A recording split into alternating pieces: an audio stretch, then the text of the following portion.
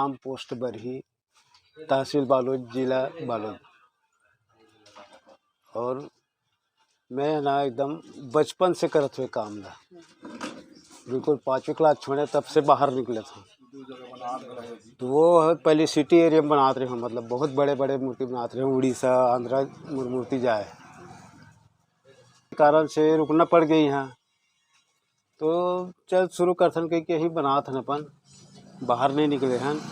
तो मैं तो बहुत बड़े बड़े मूर्ति बना चुके हूँ, 30 फीट के से माता जी बना चुके हूँ, 20 फीट गणेश जी के, ऐसे मतलब बना चुके हूँ बहुत बड़े बड़े। अब बहुत बाहर बाहर भी मतलब मूर्ति जाते ऐसे। ये मूर्ति जही तरौद जही हो, और एक मूर्ति जही सोहपुर, और एक मूर्ति जही, 2 मूर्ति ना करीब दर के है, और एक मूर्ति यही गांव के। हाँ हाँ, जैसे जैसे आर्डर मिलते ना ओकर अनुसार बनाता हूँ मैं यहाँ। और मिट्टी भी बनाता हूँ मैं यहाँ, सीमेंट की भी बनाता हूँ, संगमरमर पत्थर की भी मतलब बनाता हूँ, या कोई शहीद बनाना है, कुछ भी बनाना है, ये सब चीज़ कर देते हैं। ये साल कौन से फीट की मूर्ति बना हो, कितना ऊंचे? अभी ये मूर्ति बन 6 फीट के है।